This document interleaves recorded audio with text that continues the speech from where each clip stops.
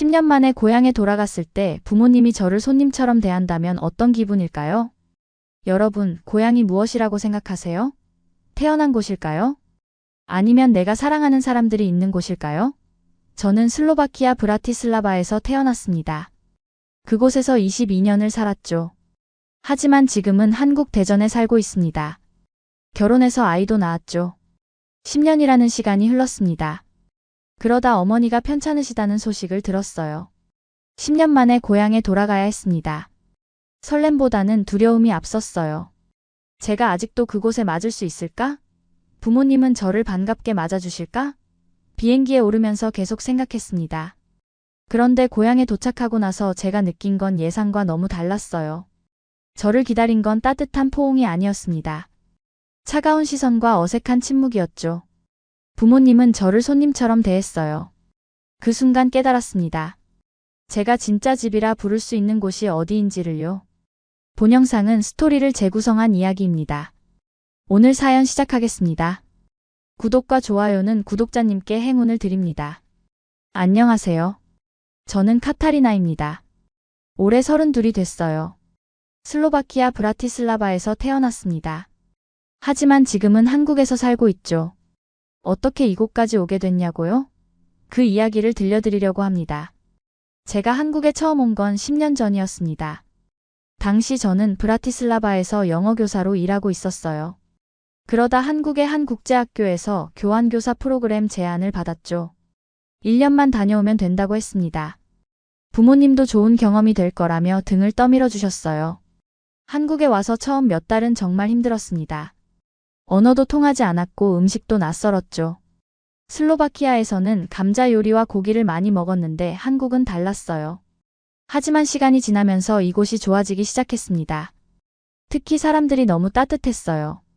길을 잃으면 누군가 나서서 도와줬고 제가 외국인이라고 하면 더 친절하게 대해줬습니다. 그러다 민수를 만났어요. 제 남편입니다.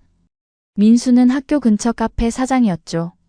처음엔 단골 손님과 사장님 사이였습니다. 그런데 어느 날 제가 한국어로 주문을 하려다 실수를 했어요. 민수가 웃으면서 천천히 알려줬습니다. 그 미소가 너무 따뜻해 보였죠. 우리는 친구가 됐고 연인이 됐습니다. 1년 계약이 끝나갈 무렵 민수가 제게 물었어요. 한국에 남을 수 있냐고요. 저는 고민했습니다. 부모님과 친구들이 있는 브라티슬라바로 돌아가야 할까? 아니면 사랑하는 사람이 있는 한국에 남을까?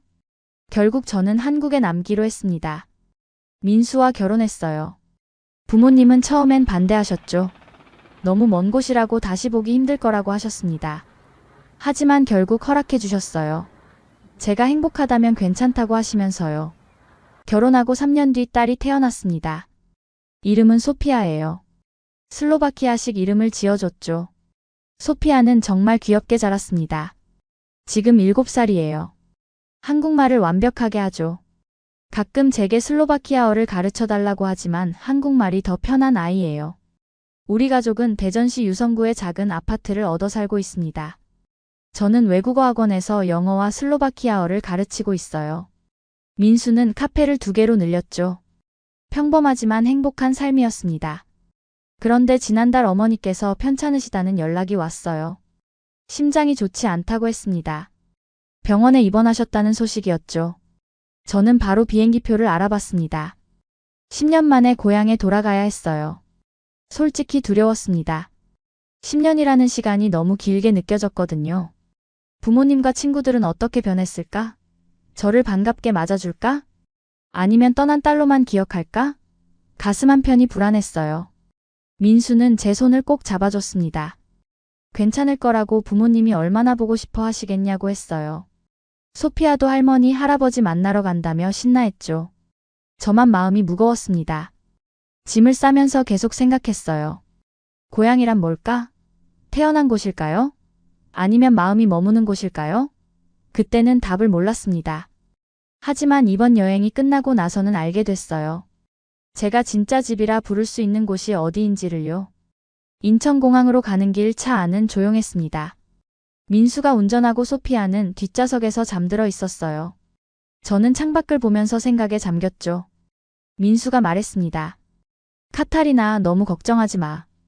부모님이 얼마나 기다리셨겠어? 10년이나 됐잖아. 그 말에 저는 고개를 끄덕였어요. 하지만 마음 한편이 여전히 무거웠습니다. 저는 물었어요. 만약 부모님이 저를 낯설어 하시면 어떡하죠? 민수는 웃으며 말했습니다. 그럴 리가 있겠어? 넌 그분들의 딸이잖아. 피는 물보다 진하다고 하잖아. 하지만 저는 확신할 수 없었어요. 10년이라는 시간이 너무 길었거든요. 그동안 저는 한국에서 새로운 삶을 살았습니다. 결혼하고 아이를 낳고 일을 했죠. 부모님과는 한 달에 한두 번 전화로만 이야기했어요. 처음에는 자주 연락했습니다. 매주 영상통화를 했죠. 하지만 시간이 지나면서 점점 뜸해졌어요. 서로 할 말이 줄어들었습니다. 일상적인 이야기만 나누다 끊곤 했죠. 어머니는 가끔 물으셨어요. 언제 집에 올 거냐고. 저는 곧 갈게요 라고만 했습니다. 하지만 곧은 오지 않았어요. 1년이 2년이 되고 5년이 10년이 됐죠. 이제 와서 생각해보니 제가 고향을 피한 건지도 몰라요. 한국 생활이 편했거든요. 여기서는 제가 외국인이라는 게 특별했습니다. 사람들이 관심을 가져줬죠. 하지만 브라티슬라바에 가면 저는 그냥 평범한 사람이에요. 아무것도 아닌 존재죠. 공항에 도착했습니다. 민수가 짐을 내려줬어요. 소피아를 깨워서 안았죠. 소피아가 졸린 눈을 비비며 물었습니다. 엄마, 이제 비행기 타요? 저는 고개를 끄덕였어요. 체크인을 하고 출국장으로 들어갔습니다. 민수와 소피아가 손을 흔들었어요. 저도 손을 흔들며 웃었죠. 하지만 마음속은 복잡했습니다. 보안 검색대를 지나고 면세점을 지나 탑승구에 도착했어요. 사람들이 줄을 서 있었습니다. 저도 줄 끝에 섰죠. 그때 문득 이런 생각이 들었어요. 저는 지금 집으로 가는 걸까요? 아니면 집에서 떠나는 걸까요? 한국이 제 집인지 슬로바키아가 제 집인지 헷갈렸습니다. 비행기에 올랐습니다. 소피아를 옆자리에 앉혔죠. 창가 자리였어요. 소피아가 신나서 창밖을 내다봤습니다. 엄마 구름 봐요. 저는 웃으며 대답했어요. 그래 예쁘네. 비행기가 이륙했습니다. 서울의 야경이 점점 작아졌어요. 불빛들이 반짝이다 사라졌죠. 저는 눈을 감았습니다. 길고 긴 비행이 시작됐어요. 11시간 동안 잠을 설쳤습니다. 소피아는 잘 잤지만 저는 잠이 오지 않았어요. 계속 생각했죠. 부모님은 어떤 모습일까? 집은 어떻게 변했을까? 친구들은 아직 저를 기억할까? 스튜어디스가 식사를 가져왔어요. 하지만 입맛이 없었습니다. 조금 먹다 그만뒀죠. 소피아가 물었어요. 엄마 괜찮아요? 저는 고개를 끄덕이며 웃었습니다. 괜찮아, 소피아야. 창밖으로 유럽 대륙이 보이기 시작했습니다. 거의 다 온 거예요. 가슴이 두근거렸어요. 설렘인지 두려움인지 구분할 수 없었습니다. 그저 숨이 가빠졌죠. 곧 착륙 안내 방송이 나왔습니다. 안전벨트를 매라고 했어요. 저는 소피아의 벨트를 확인했습니다. 그리고 제 벨트도 꽉 조였죠. 마치 마음을 다잡는 것처럼요. 비행기가 천천히 고도를 낮췄습니다. 창밖으로 브라티슬라바가 보였어요. 10년 만에 보는 고향이었습니다. 다뉴브강이 흐르고 있었어요. 브라티슬라바 성이 보였죠. 예전 그대로였습니다. 하지만 왠지 낯설게 느껴졌습니다. 비행기가 활주로에 닿았습니다. 덜컹거리며 멈춰섰어요. 사람들이 박수를 쳤습니다. 무사히 도착했다는 안도의 박수였죠. 저도 따라 박수쳤어요. 하지만 제 마음은 여전히 불안했습니다. 짐을 찾고 입국장으로 나갔습니다. 문이 열리는 순간 심장이 빠르게 뛰었어요. 부모님이 저 너머에 계실 거라는 생각이에요. 입국장 문을 나서는 순간 사람들이 가득했습니다. 모두 누군가를 기다리고 있었어요. 저도 그 속에서 부모님을 찾았죠. 슬로바키아어가 사방에서 들렸습니다. 익숙한 언어였지만 이상하게도 낯설게 느껴졌어요. 소피아가 제 손을 꼭 잡았습니다. 엄마 여기 사람 많아요. 저는 소피아를 안아 올렸어요. 괜찮아 소피아야. 걱정하지 마. 그때 저 멀리서 손을 흔드는 사람들이 보였어요. 아버지와 어머니였습니다. 저는 소피아를 안은 채 달려갔죠. 가방을 끌면서 서둘렀어요. 가까이 다가가자 부모님의 모습이 선명해졌습니다. 아버지는 많이 늙으셨어요. 머리가 하얗게 새셨죠. 어머니도 마찬가지였습니다. 주름이 깊게 패여 있었어요. 아버지가 먼저 말씀하셨습니다. 카타리나 왔구나. 그 목소리에는 감정이 없었어요. 차갑게만 느껴졌죠. 저는 당황했습니다. 저는 말했어요. 아버지, 어머니 오랜만이에요. 보고 싶었어요. 하지만 어머니는 그저 고개만 끄덕이셨습니다. 그래, 참 늦었구나. 가자. 소피아가 슬로바키아어로 인사했습니다. 도브리덴. 하지만 발음이 어색했죠. 아버지가 눈살을 찌푸리셨습니다. 슬로바키아어를 못하는구나. 저는 설명했어요. 한국에서 자라서요, 아버지. 아버지는 아무 말씀이 없으셨습니다. 그저 짐을 들고 걸어가셨죠. 주차장으로 가는 길 아무도 말이 없었습니다. 어색한 침묵만 흘렀어요. 소피아가 계속 저를 쳐다봤습니다. 엄마가 이상하다는 눈빛이었죠. 차에 올랐습니다. 아버지가 운전하시고 어머니가 조수석에 앉으셨어요. 저와 소피아는 뒷좌석이었습니다. 차가 출발했죠. 창밖으로 브라티슬라바 거리가 지나갔습니다. 중세 건물들이 가득했어요. 돌로 지어진 건축물들. 예전 그대로였죠. 하지만 왠지 모르게 낯설었습니다. 사람들도 예전과 달랐어요. 모두 바쁘게 움직였습니다. 관광객들이 많이 보였어요. 10년 전보다 훨씬 더 국제적인 도시가 된 것 같았죠. 소피아가 물었습니다. 엄마, 여기가 할머니 집이에요? 저는 대답했죠. 응. 엄마가 어렸을 때 살던 곳이야. 소피아가 고개를 갸우뚱했어요. 대전이랑 다르네요. 어머니가 뒤돌아보며 말씀하셨습니다. 한국이 좋냐? 소피아가 고개를 끄덕였어요. 네. 좋아요. 어머니는 쓴웃음을 지으셨습니다. 30분쯤 달렸을까요? 익숙한 동네가 나타났습니다. 제가 자란 곳이에요. 낡은 아파트 단지. 옛 사회주의 시절에 지어진 건물들이었죠. 회색빛이었습니다. 차가 멈췄습니다. 집 앞이었어요. 저는 천천히 내렸습니다. 소피아를 데리고 건물을 바라봤죠. 8층짜리 낡은 아파트였어요. 엘리베이터를 타고 올라갔습니다. 5층에서 멈췄어요. 현관문이 열렸습니다. 안으로 들어가니 익숙한 냄새가 났어요. 집 냄새였죠. 하지만 왠지 모르게 쓸쓸했습니다. 거실은 예전 그대로였습니다. 낡은 소파, 오래된 탁자. 먼지가 쌓여 있었어요. 어머니가 청소를 자주 하지 않으신 것 같았죠. 저는 짐을 내려놓고 주위를 둘러봤습니다. 벽에 걸린 사진들이 보였어요. 제 어린 적 사진들이었죠. 하지만 최근 사진은 없었습니다. 10년의 세월이 비어 있었어요. 아버지가 말씀하셨습니다. 내 방은 그대로 뒀다. 안쪽에 있다. 저는 고개를 숙였어요. 감사합니다, 아버지. 소피아를 데리고 안방으로 들어갔습니다. 제 방문을 열었죠. 그대로였어요. 침대, 책상, 옷장. 10년 전 제가 떠날 때 그대로였습니다. 소피아가 방을 둘러보며 말했습니다. 엄마 여기서 살았어요? 저는 고개를 끄덕였어요. 응. 오래전에. 창문을 열었습니다. 브라티슬라바의 풍경이 펼쳐졌어요. 멀리 성이 보였습니다. 석양이 지고 있었어요. 아름다웠죠. 하지만 마음은 편하지 않았어요. 이곳이 제 집인데 왜 이렇게 낯설까요? 부모님이 계신데 왜 이렇게 멀게 느껴질까요? 가슴 한편이 아팠습니다.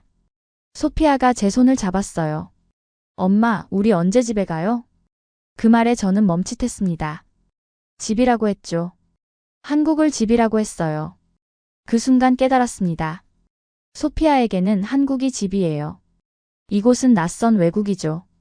아래에서 어머니가 부르는 소리가 들렸습니다. 저녁 먹어라. 저는 소피아를 데리고 내려갔어요. 식탁에는 음식이 차려져 있었습니다. 슬로바키아 가정식이었어요. 브린조베 할루슈키, 카푸스트니차. 제가 어릴 때 좋아하던 음식들이었죠. 식탁에 앉았습니다. 부모님과 저 그리고 소피아 4명이 둘러앉았어요. 하지만 대화는 없었죠. 어색한 침묵만 흘렀습니다. 어머니가 음식을 떠서 소피아 앞에 놓으셨습니다. 먹어라. 소피아가 저를 쳐다봤어요. 어떻게 먹어야 할지 모르는 눈빛이었죠. 저는 소피아에게 속삭였습니다. 맛있을 거야, 먹어봐. 소피아가 조심스럽게 포크를 들었어요. 한 입 먹고는 얼굴을 찌푸렸죠. 낯선 맛이었던 거예요. 어머니가 물으셨습니다. 입에 안 맞냐? 저는 얼른 대답했어요. 아니에요, 어머니. 소피아가 아직 어려서 낯선 음식에 적응하는 중이에요. 어머니는 한숨을 쉬셨습니다. 그래, 한국 음식만 먹었겠지. 그 말에 가시가 돋쳐 있었어요. 저는 아무 말도 하지 못했습니다. 아버지가 말씀하셨습니다. 카타리나, 너는 많이 변했구나. 저는 고개를 들었어요. 어떡해요, 아버지? 아버지는 잠시 저를 보시더니 말씀하셨죠. 모든 게 다 변했다. 말투도 억양도. 한국 사람 같아. 그 말의 의미를 알 것 같았습니다. 제가 한국 사람처럼 변했다는 뜻이었어요. 옷차림도 달라졌고 말투도 달라졌죠. 심지어 생각하는 방식도 달라졌을 거예요. 저는 변명하듯 말했습니다. 한국에서 오래 살다 보니 그렇게 됐어요. 하지만 아버지는 고개를 저으셨어요. 그래, 이제 넌 여기 사람이 아니지. 그 말이 가슴에 꽂혔습니다. 저는 여기 사람이 아니라고요. 그럼 저는 누구죠?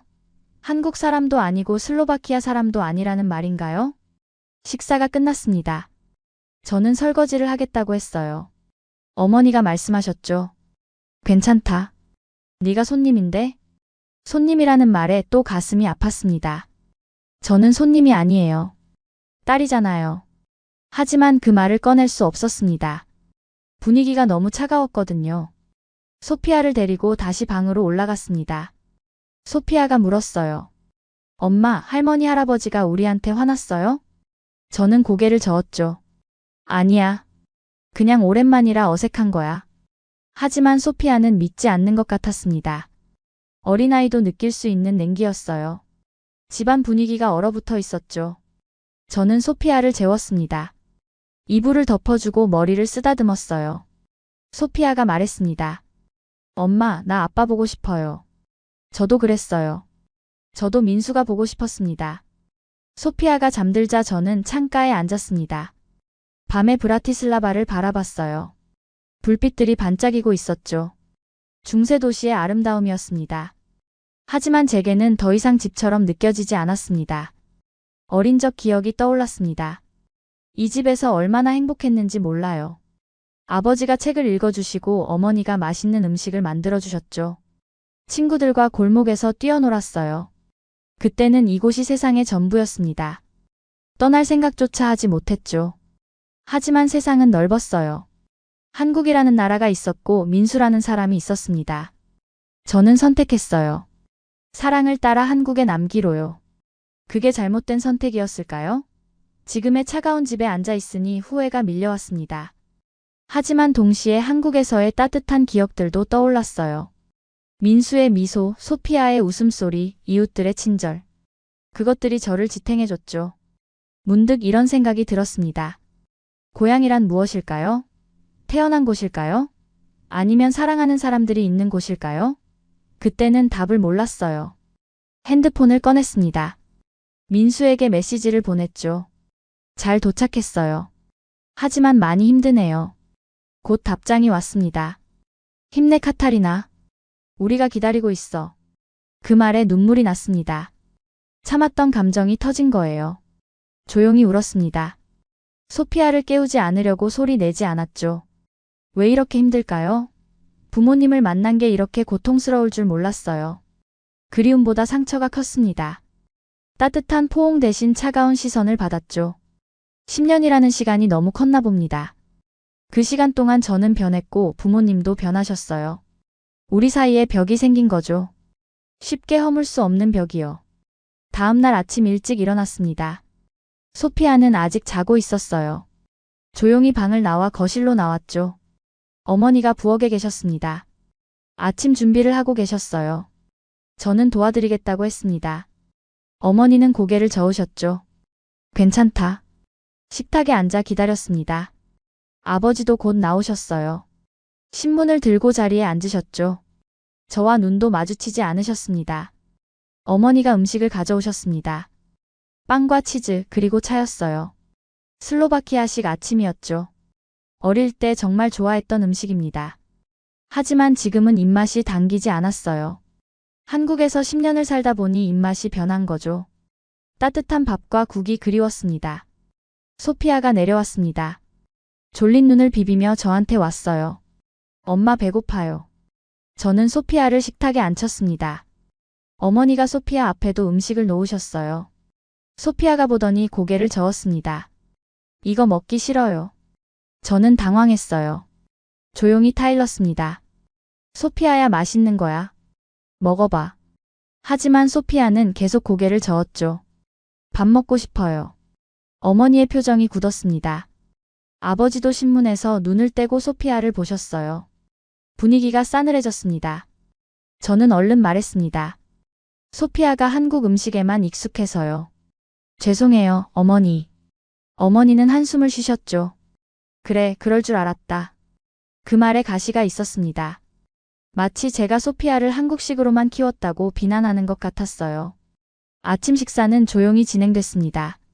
아무도 말이 없었어요. 포크 소리만 따각따각 울렸죠. 그러다 아버지가 물으셨습니다. 카타리나, 한국에서는 뭘 하고 사냐? 저는 대답했어요. 외국어 학원에서 영어와 슬로바키아어를 가르쳐요. 아버지가 고개를 끄덕이셨습니다. 그래, 여기서도 영어를 가르쳤지. 그럼 남편은? 저는 말했어요. 카페를 운영해요. 2개나 있어요. 어머니가 말씀하셨습니다. 그래도 한국 사람이랑 결혼하니 편하겠구나. 여기 있었으면 힘들었을 텐데. 그 말에 또 가슴이 아팠습니다. 저는 대답했습니다. 민수는 좋은 사람이에요. 저를 정말 사랑해주죠. 어머니는 쓴웃음을 지으셨어요. 그래, 사랑이면 다 되지. 그 말이 무슨 뜻인지 알았습니다. 부모님은 제 결혼을 진심으로 축복하지 않으셨어요. 한국 사람과 결혼하는 걸 반대하셨죠. 하지만 제가 고집을 부렸습니다. 그래서 지금도 마음에 응어리가 남아있는 거예요. 딸을 빼앗겼다고 생각하시는 거죠. 며칠이 지났습니다. 어머니 병원에 모시고 가고 집안일을 도왔어요. 하지만 분위기는 여전히 차가웠습니다. 그러던 어느 날 옛 친구에게서 연락이 왔습니다. 루치아였어요. 대학 때 제일 친한 친구였죠. 루치아, 정말 오랜만이야. 저는 말했습니다. 루치아가 웃었습니다. 그러게. 네가 돌아왔다는 소식 들었어. 만날 수 있을까? 저는 바로 대답했어요. 물론이지. 언제 어디서 볼까? 루치아가 장소를 알려줬습니다. 예전에 자주 가던 카페였어요. 오후에 보자고 했죠. 어머니께 말씀드리고 나갔습니다. 소피아는 어머니가 봐주시기로 했어요. 카페로 가는 길 추억이 떠올랐습니다. 루치아와 함께 걷던 거리였어요. 대학 시절 얼마나 많이 웃었는지 몰라요. 함께 꿈을 이야기했죠. 카페에 도착했습니다. 예전 그대로였어요. 작은 카페였죠. 안으로 들어가니 루치아가 보였습니다. 하지만 놀랐습니다. 루치아가 너무 변해 있었어요. 얼굴이 여위고 눈빛이 어두웠죠. 예전의 밝은 모습은 찾아볼 수 없었습니다. 저는 다가가 안았습니다. 루치아 정말 오랜만이야. 루치아도 저를 안았어요. 하지만 힘이 없었습니다. 그래 카타리나 반가워. 자리에 앉았습니다. 커피를 주문했죠. 한참을 서로를 바라봤습니다. 말문이 막혔어요. 10년이라는 시간이 너무 길었습니다. 루치아가 먼저 말했습니다. 카타리나, 너 정말 안 변했다. 여전히 예쁘네. 저는 고개를 저었어요. 아니야. 많이 늙었어. 루치아가 쓴웃음을 지었습니다. 나보다는 나아. 나 좀 봐. 완전 할머니 됐지. 저는 부인했어요. 그렇지 않아, 루치아. 하지만 사실이었습니다. 루치아는 저보다 더 늙어 보였어요. 주름이 깊고 머리카락도 많이 빠져 있었죠. 무슨 일이 있었던 걸까요? 커피가 나왔습니다. 한 모금 마시고 루치아가 말했습니다. 카타리나, 한국은 어때? 행복해? 저는 고개를 끄덕였어요. 응. 행복해. 루치아가 미소 지었습니다. 다행이다. 네가 행복하다니. 나도 기뻐. 하지만 그 미소가 슬퍼 보였어요. 저는 물었습니다. 루치아, 너는 어떻게 지냈어? 루치아의 표정이 어두워졌습니다. 한참을 말이 없다가 천천히 입을 열었어요. 카타리나, 사실 나 힘들어. 남편이 일자리를 잃었어. 경제가 안 좋아져서. 그 말에 저는 충격을 받았습니다. 루치아가 계속 말했습니다. 일자리 구하기가 너무 힘들어. 나도 파트타임으로 일하지만 충분하지 않아. 아이들도 둘이나 있는데. 눈물이 맺혔습니다. 루치아의 눈에요. 저도 가슴이 아팠어요. 제 친구가 이렇게 힘들게 살고 있었다니요. 저는 루치아의 손을 잡았습니다. 루치아, 정말 미안해. 내가 몰랐어. 연락을 자주 했어야 했는데. 루치아가 고개를 저었어요. 아니야. 내 잘못이 아니야. 루치아가 말을 이었습니다. 여기는 경제가 어려워, 카타리나. 젊은이들이 다 외국으로 떠나. 일자리가 없어서. 그 말이 가슴을 찔렀습니다. 슬로바키아는 작은 나라예요. 경제적으로 어려움을 겪고 있었죠. 루치아가 저를 보며 말했습니다. 카타리나, 솔직히 말할게. 나 너무 부러워. 네가 한국에 산다는 게 부러워. 안정적이잖아. 거기는. 저는 말문이 막혔습니다. 부러워한다고요? 루치아가 계속 말했습니다. 경제도 좋고 일자리도 많다며. 나도 거기 가고 싶어. 정말로. 그 말에 저는 뭐라 대답해야 할지 몰랐습니다. 루치아와 한참을 이야기했습니다. 옛날 이야기도 하고 근황도 나눴죠. 하지만 분위기는 무거웠어요.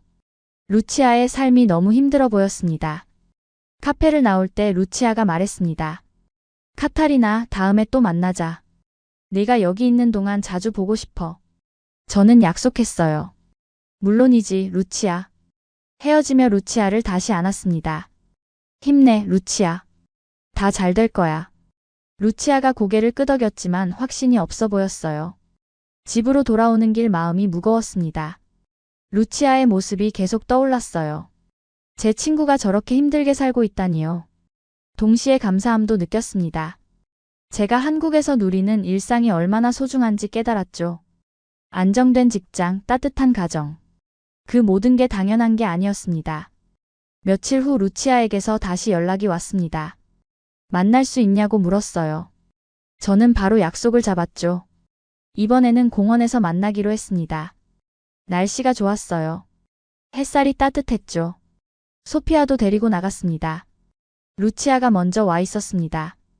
벤치에 앉아 있더군요. 제가 다가가자 일어서며 웃었어요. 하지만 여전히 지친 얼굴이었습니다. 소피아를 소개했습니다. 루치아, 이게 내 딸 소피아야. 루치아가 소피아를 보며 미소 지었어요.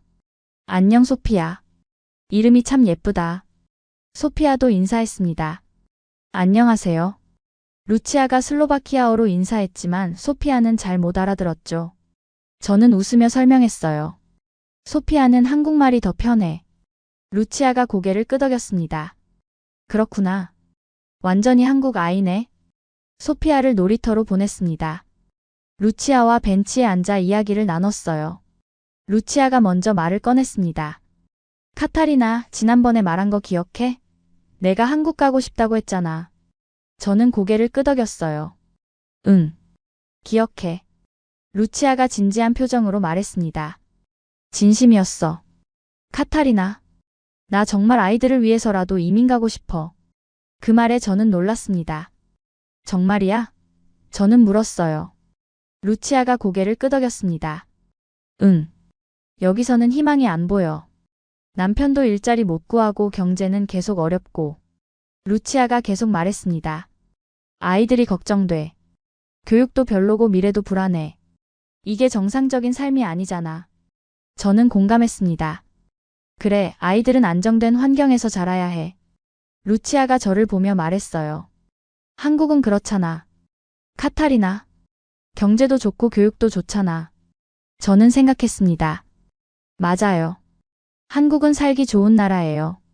물론 문제도 있지만 슬로바키아보다는 안정적이죠. 루치아가 물었습니다. 카타리나, 한국에서 살기 어려워? 외국인으로서 차별받거나 그래? 저는 고개를 저었어요. 아니, 오히려 사람들이 친절해. 루치아의 눈이 빛났습니다. 정말? 그럼 나도 갈 수 있을까? 남편이랑 아이들이랑 함께. 저는 잠시 생각했어요. 솔직히 쉽지 않을 거예요. 이민은 복잡한 과정이니까요.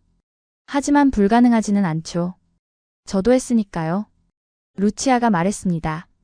카타리나, 너 때문에 용기가 생겨. 네가 한국에서 행복하게 사는 걸 보니까 나도 할 수 있을 것 같아. 그 말에 저는 뭉클했습니다. 제가 루치아에게 희망을 준 거예요. 저는 말했습니다.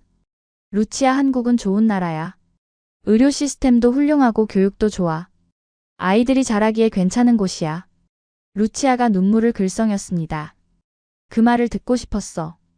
카타리나, 희망이 있다는 말을. 저도 눈물이 날 것 같았어요. 루치아가 물었습니다. 구체적으로 어떻게 해야 할까? 저는 생각해 봤어요.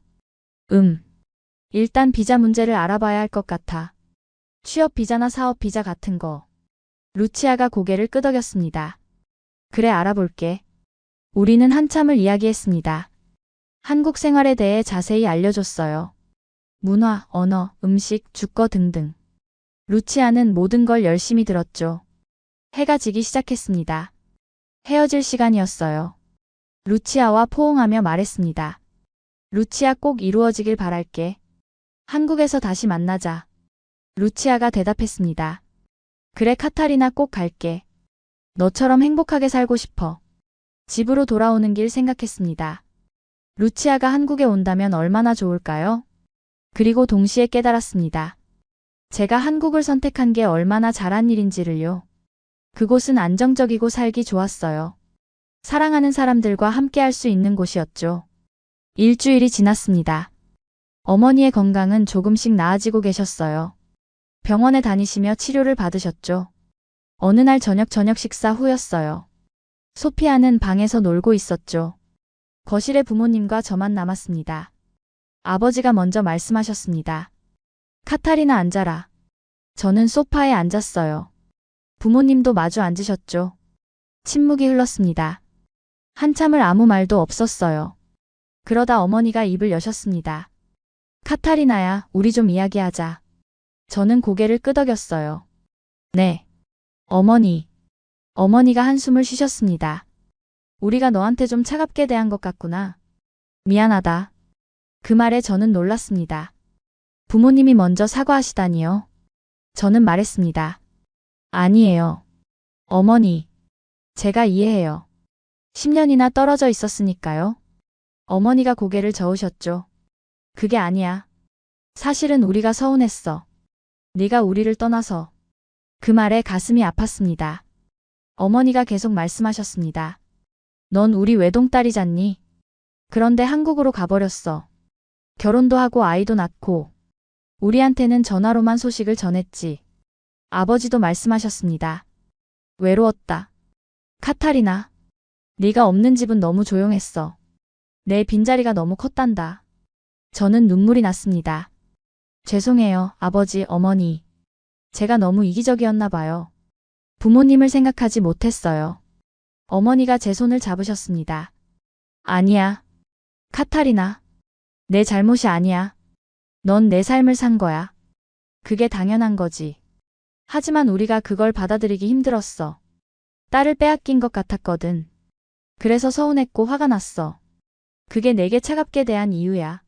아버지가 말씀하셨습니다. 이제 알았다, 카타리나. 네가 행복하다는 걸. 한국에서 좋은 남편 만나고 예쁜 딸도 낳았잖니. 그걸로 충분해. 어머니가 눈물을 흘리셨습니다. 미안하다, 카타리나. 엄마가 너무 이기적이었어. 내 행복을 먼저 생각했어야 했는데. 저도 울었습니다. 아니에요, 어머니. 저야말로 미안해요. 자주 연락 못 드려서요. 더 자주 와야 했는데. 아버지가 말씀하셨습니다. 이제 됐다. 서로 이해했으니까. 카타리나, 넌 행복하게 살아라. 그게 우리 소원이야. 저는 부모님을 안았습니다. 세 사람이 함께 울었어요. 그동안 쌓였던 서운함과 미안함이 한꺼번에 터진 거죠. 한참을 울고 나서 진정됐습니다. 어머니가 미소 지으며 말씀하셨어요. 이제 우리 다시 시작하자. 카타리나야, 넌 여전히 우리 딸이야. 저는 고개를 끄덕였습니다. 네, 어머니. 저도 영원히 부모님의 딸이에요. 거리가 아무리 멀어도요. 아버지가 말씀하셨습니다. 소피아도 우리 손녀고. 슬로바키아어를 못해도 상관없어. 그냥 건강하고 행복하게 자라면 돼. 저는 감사했습니다. 부모님이 이해해 주셔서요. 소피아를 받아들여 주셔서요. 어머니가 물으셨습니다. 카타리나야, 내 남편 민수는 어떤 사람이니? 저는 웃으며 대답했어요. 정말 좋은 사람이에요. 저를 아껴주고 소피아를 사랑해요. 어머니가 고개를 끄덕이셨습니다. 그럼 됐다. 네가 행복하면 우리도 행복해. 아버지도 웃으셨어요. 저는 말했습니다. 다음에는 민수랑 함께 올게요. 부모님께 인사드려야죠. 어머니가 좋다고 하셨습니다. 기다릴게. 그날 밤 처음으로 마음이 편했습니다. 부모님과 화해했으니까요. 오해가 풀렸으니까요. 며칠 후 루치아에게서 급한 전화가 왔습니다. 카타리나, 지금 만날 수 있어? 목소리가 다급했어요. 저는 바로 만나자고 했죠. 카페에서 만났습니다. 루치아의 얼굴이 밝았어요. 좋은 소식이 있는 것 같았죠. 저는 물었습니다. 루치아, 무슨 일이야? 루치아가 말했습니다. 카타리나 도와줘. 남편이 한국 회사에서 일자리 제의를 받았어. 인터뷰를 본대. 저는 놀랐습니다. 정말? 그럼 한국에 올 수 있겠네. 루치아가 고개를 끄덕였어요. 응. 하지만 비자 문제가 있어. 어떻게 해야 할지 모르겠어. 저는 생각했습니다. 취업 비자를 받으면 될 거예요. 저희 남편한테 물어볼게요. 루치아가 눈물을 글썽였습니다. 정말 카타리나? 정말 고마워. 어떻게 이 은혜를 갚지? 저는 손을 흔들었습니다. 친구끼리 당연한 거지. 걱정하지 마. 그날 바로 민수에게 전화했습니다. 상황을 설명했죠. 민수는 바로 도와주겠다고 했어요. 취업 비자 절차를 알아보고 연락하겠다고 했습니다. 며칠 후 민수에게서 연락이 왔습니다. 회사에서 비자 스폰서를 해준다고 하네요. 서류만 준비하면 된대요. 저는 루치아에게 알려줬습니다. 루치아가 울먹였어요. 정말 카타리나. 정말 고마워. 비자 절차를 도와줬습니다. 민수가 한국에서 필요한 서류를 보내줬어요. 저도 이곳에서 할 수 있는 걸 도왔죠. 한 달쯤 지났을까요? 루치아의 비자가 나왔습니다. 남편과 아이들 것도 함께요. 이제 한국으로 갈 수 있게 된 거예요. 루치아가 전화했습니다. 카타리나, 우리 다음 달에 한국 가. 남편 일 때문에. 저는 기뻤어요. 정말 축하해, 루치아. 루치아가 말했습니다. 다 내 덕분이야, 카타리나. 내가 없었으면 불가능했을 거야. 저는 겸손하게 말했어요. 아니야. 네가 용기를 낸 거지. 하지만 속으로는 뭉클했습니다. 제가 루치아의 인생을 바꾼 거예요. 한국으로 가는 길을 열어준 거죠.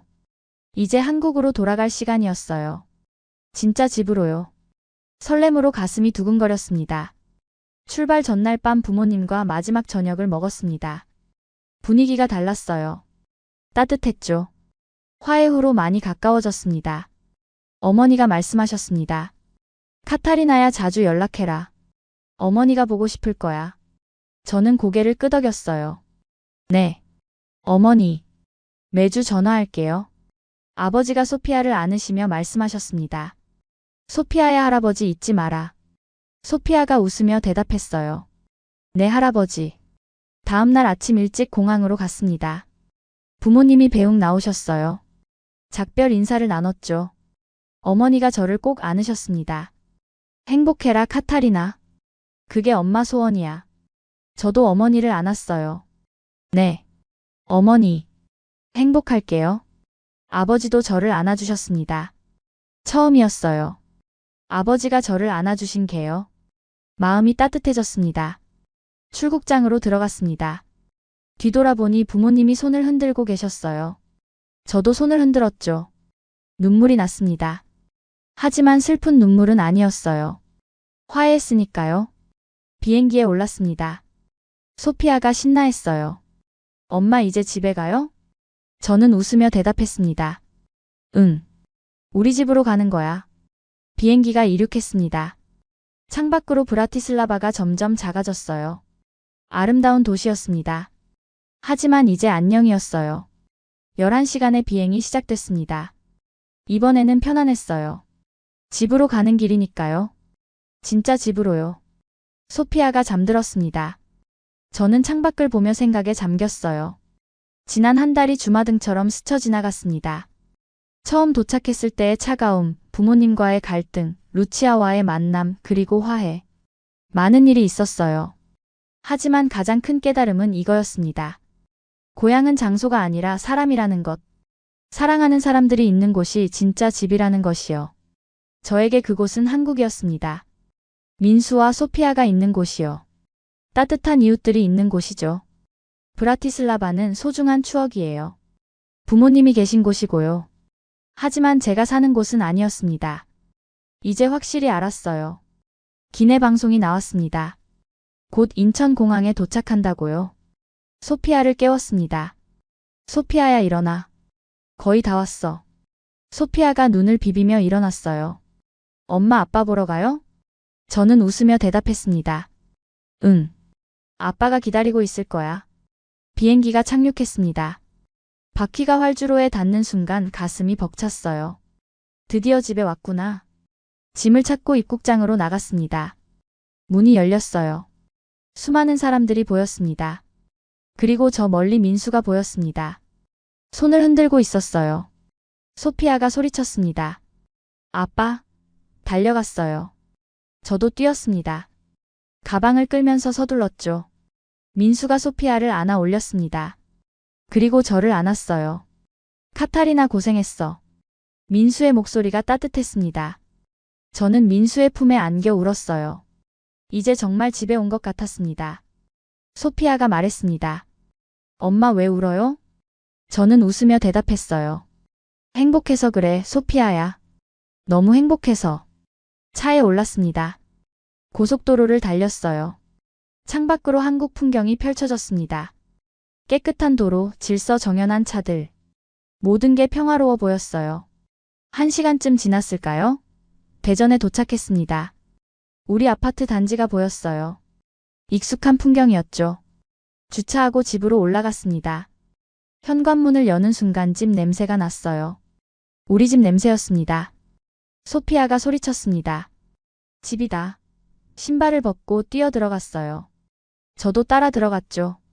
모든 게 그대로였습니다. 거실 부엌방. 한 달 전 그대로였어요. 하지만 더 소중하게 느껴졌습니다. 소파에 앉았습니다. 민수가 옆에 앉았어요. 제 손을 잡아줬죠. 이제 됐지? 내 자리가 여기야. 그 말에 눈물이 왈칵 쏟아졌습니다. 그래요. 여기가 제 자리예요. 제 집이에요. 사랑하는 사람들이 있는 곳이요. 민수가 저를 안아줬습니다. 따뜻했어요. 브라티슬라바에서 느끼지 못했던 따뜻함이었죠. 소피아가 와서 우리를 안았습니다. 엄마 아빠 사랑해요. 우리도 대답했어요. 우리도 사랑해 소피아야. 그날 밤 민수가 한국 음식을 만들어줬습니다. 김치찌개였어요. 한 달 만에 먹는 한국 음식이었죠. 한 숟가락 떠서 입에 넣었습니다. 뜨거운 국물이 입안에 퍼졌어요. 눈물이 날 것 같았습니다. 이 맛이에요. 제가 그리워했던 맛이요. 한국의 맛이었습니다. 집의 맛이었죠. 식사 후 베란다에 나갔습니다. 대전의 야경을 바라봤어요. 불빛들이 반짝이고 있었죠. 브라티슬라바의 야경도 아름다웠습니다. 하지만 이곳이 더 아름답게 느껴졌어요. 제 집의 풍경이니까요. 민수가 뒤에서 저를 안았습니다. 생각 많아? 저는 고개를 저었어요. 아니, 이제 확실해졌어. 뭐가? 민수가 물었습니다. 저는 대답했어요. 여기가 내 집이라는 거. 진짜 고향이라는 거요. 민수가 미소 지었습니다. 처음부터 알고 있었어. 너의 집은 여기야. 나와 소피아가 있는 곳이지. 저는 민수를 돌아보며 안았습니다. 고마워요, 민수야. 당신이 있어서 제가 집을 찾을 수 있었어요. 민수가 제 이마에 키스했습니다. 나도 고마워, 카타리나. 네가 있어서 내 인생이 행복해. 그날 밤 깊은 잠에 빠졌습니다. 한 달 만에 제대로 잔 것 같았어요. 편안한 잠이었죠. 다음 날 아침 일어났습니다. 창문을 열자 상쾌한 공기가 들어왔어요. 한국의 아침이었습니다. 부엌에서 아침을 준비했습니다. 밥을 했어요. 한국식 아침이었죠. 가족이 식탁에 모였습니다. 함께 밥을 먹었어요. 대화가 오갔습니다. 웃음소리가 들렸죠. 이게 행복이구나. 저는 생각했습니다. 평범한 일상 사소한 순간들. 그게 진짜 행복이에요. 에필로그. 그로부터 6개월이 지났습니다. 계절은 겨울에서 봄으로 바뀌었어요. 벚꽃이 피는 계절이었죠. 루치아가 한국에 왔습니다. 남편과 아이들과 함께요. 저희 아파트에서 2정거장 떨어진 곳에 집을 구했어요. 루치아를 처음 만난 날이 기억납니다. 인천공항에서였어요. 민수와 저 그리고 소피아가 함께 나갔죠. 루치아가 나오는 순간 눈물이 났습니다. 친구가 정말 한국에 온 거예요. 새로운 시작을 하러요. 우리는 꼭 안았습니다. 한참을 안고 있었어요. 루치아도 울었습니다. 기쁨의 눈물이었죠. 루치아 남편 마르틴도 인사했습니다. 민수와 악수를 나눴어요. 두 남자는 금방 친해졌죠. 루치아의 아이들도 소피아와 놀기 시작했습니다. 그날 우리 집에서 저녁을 먹었어요. 민수가 불고기를 구웠습니다. 루치아 가족은 처음 먹어보는 음식에 신기해했죠. 루치아가 말했습니다. 카타리나 정말 고마워. 네가 아니었으면 우리 여기 못 왔을 거야. 저는 손을 흔들었어요. 친구끼리 당연한 거지. 이제 우리 이웃이잖아. 그 후로 루치아와 자주 만났습니다. 함께 장을 보고 아이들을 공원에 데려갔어요. 루치아는 한국 생활에 빠르게 적응했습니다. 마르틴의 일도 잘 되고 있었어요. 한국 회사에서 인정받고 있었죠. 루치아도 일자리를 구했습니다. 슬로바키아어 강사로 일하게 됐어요. 어느 날 루치아가 말했습니다. 카타리나, 여기 오길 정말 잘했어. 아이들이 행복해 보여. 나도 행복해. 그 말을 들으니 뿌듯했습니다. 제 선택이 친구에게도 좋은 영향을 준 거예요. 부모님과는 매주 영상통화를 했습니다. 예전보다 훨씬 자주 연락했어요. 어머니는 건강을 많이 회복하셨습니다. 아버지가 말씀하셨어요. 카타리나, 여름에 한국 갈까 한다.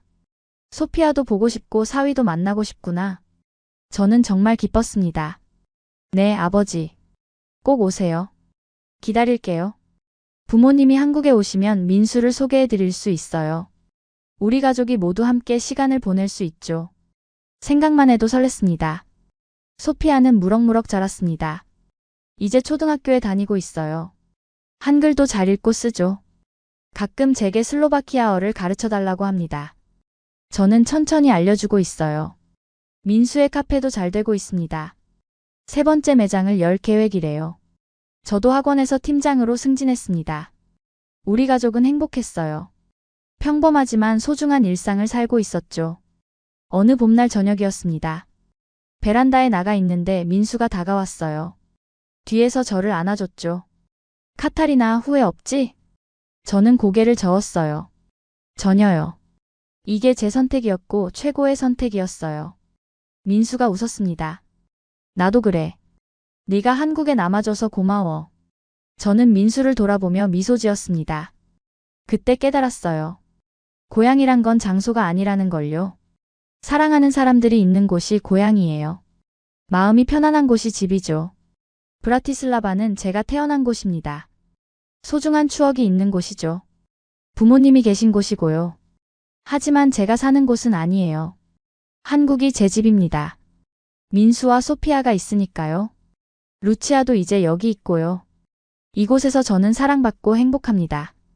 고향을 떠나는 건 쉬운 선택이 아니었어요. 부모님을 떠나는 것도 힘들었죠. 하지만 그 선택 덕분에 저는 진짜 제 삶을 살 수 있었습니다. 그리고 알았어요. 떠나는 것도 용기지만 새로운 곳에서 뿌리를 내리는 것도 용기라는 걸요. 저는 한국에 뿌리를 내렸습니다. 이곳이 제 고향이에요. 진짜 집이죠. 벚꽃이 바람에 흩날렸습니다. 민수의 손을 잡았어요. 소피아가 방에서 웃는 소리가 들렸죠. 이 순간이 행복이었습니다. 이게 제가 찾던 집이었어요. 고향은 태어난 곳이 아니라 사랑이 있는 곳입니다.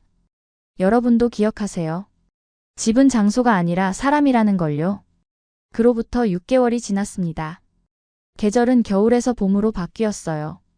벚꽃이 피는 계절이었죠. 루치아가 한국에 왔습니다. 남편과 아이들과 함께요. 저희 아파트에서 2정거장 떨어진 곳에 집을 구했어요. 루치아를 처음 만난 날이 기억납니다. 인천공항에서였어요. 민수와 저 그리고 소피아가 함께 나갔죠. 루치아가 나오는 순간 눈물이 났습니다.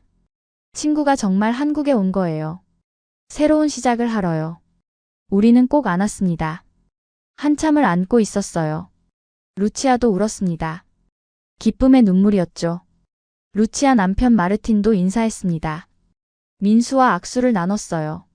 두 남자는 금방 친해졌죠. 루치아의 아이들도 소피아와 놀기 시작했습니다.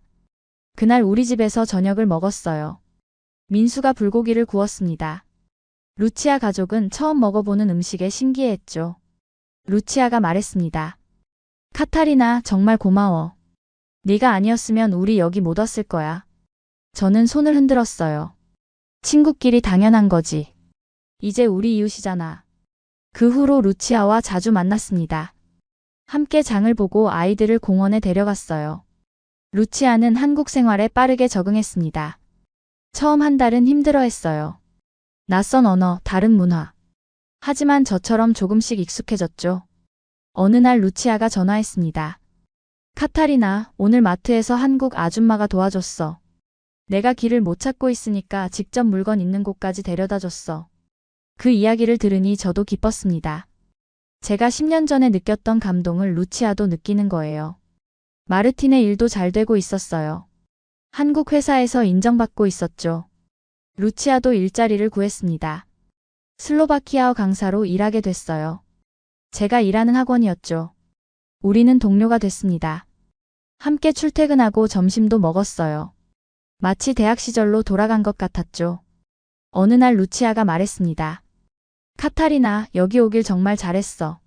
아이들이 행복해 보여. 나도 행복해. 루치아의 아이들은 한국 학교에 다니기 시작했습니다. 처음엔 어려워했지만 금방 적응했어요. 친구들도 사귀고 한국말도 잘하게 됐죠. 그 말을 들으니 뿌듯했습니다. 제 선택이 친구에게도 좋은 영향을 준 거예요. 루치아도 저처럼 한국에서 새로운 삶을 시작한 거죠. 부모님과는 매주 영상통화를 했습니다. 예전보다 훨씬 자주 연락했어요. 어머니는 건강을 많이 회복하셨습니다. 그러던 어느 날 아버지가 말씀하셨어요. 카타리나, 여름에 한국 갈까 한다. 소피아도 보고 싶고 사위도 만나고 싶구나. 저는 정말 기뻤습니다. 네, 아버지. 꼭 오세요. 기다릴게요. 7월이었습니다. 부모님이 한국에 오셨어요. 인천공항에서 모실 때 가슴이 벅찼습니다. 어머니가 저를 꼭 안아주셨어요. 아버지도 미소 지으셨죠. 소피아를 보시더니 눈물을 글썽이셨습니다. 우리 손녀 정말 예쁘게 컸구나. 집으로 모시고 왔습니다. 부모님은 우리 집을 둘러보셨어요. 작지만 아늑한 집이었죠. 어머니가 말씀하셨습니다. 카타리나야, 여기가 내 집이구나. 정말 따뜻해 보인다. 저는 웃으며 대답했어요. 네, 어머니. 여기가 제 집이에요. 민수를 정식으로 소개했습니다. 민수는 긴장한 얼굴로 인사했어요. 슬로바키아어로 준비한 인사말을 했죠. 좋은 장인어른, 장모님을 뵙게 되어 영광입니다.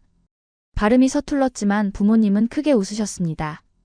아버지가 민수의 어깨를 두드리셨어요. 고맙다, 민수. 우리 딸 잘 부탁한다. 민수가 고개를 숙였습니다. 네, 아버지. 카타리나를 평생 행복하게 해드리겠습니다. 부모님은 일주일 동안 머무셨습니다. 대전 곳곳을 구경하셨어요. 엑스포 공원, 한바수목원, 성심당. 민수가 직접 안내했죠. 어머니는 한국 음식을 좋아하셨습니다. 김치찌개, 된장찌개, 비빔밥. 매일 새로운 음식을 드셨어요. 아버지는 민수의 카페에 가셨습니다. 커피를 마시며 이야기를 나누셨죠. 두 분은 통역기를 쓰며 대화했습니다. 나중에 민수가 말했어요. 장인어른이 정말 좋은 분이시네. 카타리나가 왜 착한지 알겠어. 저는 웃었습니다. 루치아 가족도 초대했습니다. 우리 집에서 같이 저녁을 먹었어요. 부모님은 루치아를 반갑게 맞아주셨습니다. 어머니가 말씀하셨어요. 루치아, 카타리나가 내 이야기 많이 했어. 한국에서 잘 지내고 있다니 다행이다. 루치아가 대답했습니다. 네, 카타리나 덕분에 저희 가족이 새 삶을 시작했어요. 정말 감사해요. 그날 밤 우리는 많이 웃었습니다. 슬로바키아 이야기, 한국 이야기. 추억을 나눴죠. 부모님이 떠나시는 날이었습니다. 공항까지 배웅 나갔어요. 어머니가 저를 안으시며 말씀하셨습니다. 카타리나야, 이제 마음이 편하다. 네가 정말 행복하게 사는 걸 봤으니까. 아버지도 말씀하셨어요. 민수는 좋은 사람이더라. 너희 가족 보니까 우리도 안심이 된다. 저는 눈물을 흘렸습니다. 고마워요, 아버지, 어머니. 자주 올게요. 부모님이 출국장으로 들어가셨습니다. 마지막까지 손을 흔드셨어요. 저도 계속 흔들었죠. 민수가 제 어깨를 안아줬습니다. 좋은 분들이시네. 우리 자주 찾아뵈러 가자. 저는 고개를 끄덕였어요. 소피아는 무럭무럭 자랐습니다. 이제 초등학교 2학년이 됐어요. 한글도 잘 읽고 쓰죠. 슬로바키아어도 조금씩 배우고 있습니다. 어느 날 소피아가 물었어요. 엄마, 나는 어느 나라 사람이에요? 저는 잠시 생각했습니다. 그리고 대답했죠. 소피아야, 너는 한국 사람이자 슬로바키아 사람이야. 두 나라 모두 내 고향이지.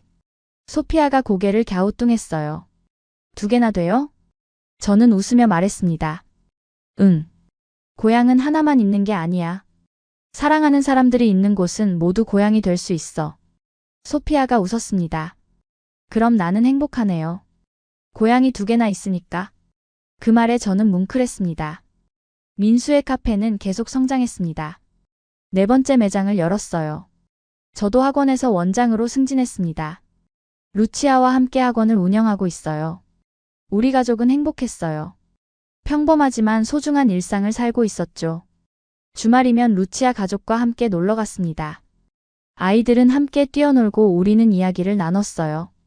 루치아가 말했습니다. 카타리나, 우리 정말 잘했지? 한국에 온 거. 저는 고개를 끄덕였어요. 응. 우리 정말 잘했어. 어느 가을 저녁이었습니다. 베란다에 나가 있는데 민수가 다가왔어요. 뒤에서 저를 안아줬죠. 카타리나, 후회 없지? 저는 고개를 저었어요. 전혀요. 이게 제 선택이었고 최고의 선택이었어요. 민수가 웃었습니다. 나도 그래. 네가 한국에 남아줘서 고마워. 저는 민수를 돌아보며 미소 지었습니다. 그때 깨달았어요. 고향이란 건 장소가 아니라는 걸요. 사랑하는 사람들이 있는 곳이 고향이에요. 마음이 편안한 곳이 집이죠. 브라티슬라바는 제가 태어난 곳입니다. 소중한 추억이 있는 곳이죠. 부모님이 계신 곳이고요. 이제는 그곳도 제 마음의 고향입니다. 차갑게만 느껴졌던 그곳이 부모님과의 화해 후 따뜻한 추억의 장소가 됐어요. 하지만 제가 매일 사는 곳은 한국입니다. 대전이에요. 민수와 소피아가 있으니까요. 루치아도 이제 여기 있고요. 이곳에서 저는 사랑받고 행복합니다. 고향을 떠나는 건 쉬운 선택이 아니었어요. 부모님을 떠나는 것도 힘들었죠. 10년 동안 죄책감을 느끼기도 했습니다. 하지만 그 선택 덕분에 저는 진짜 제 삶을 살 수 있었습니다. 사랑하는 사람을 만났고 가족을 만들었죠. 친구에게 희망도 줬습니다. 그리고 알았어요. 떠나는 것도 용기지만 새로운 곳에서 뿌리를 내리는 것도 용기라는 걸요. 두 곳 모두를 사랑하는 것도 용기라는 걸요. 저는 한국에 뿌리를 내렸습니다. 이곳이 제 집이에요. 진짜 고향이죠. 하지만 브라티슬라바도 제 마음속에 있습니다. 두 고향을 가진 사람이 된 거예요. 단풍이 바람에 흩날렸습니다. 민수의 손을 잡았어요. 소피아가 방에서 웃는 소리가 들렸죠.